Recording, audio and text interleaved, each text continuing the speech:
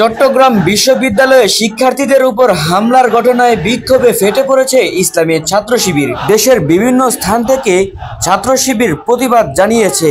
তারা দাবি করেছে 24 ঘন্টার মধ্যে হামলাকারীদের গ্রেফতার করতে হবে, বিশ্ববিদ্যালয়ের প্রতিটি প্রবেশপথে নিরাপত্তা চৌকি স্থাপন করতে হবে এবং পুরো ক্যাম্পাসে সিসিটিভি ক্যামেরায় আওতায় আনতে হবে।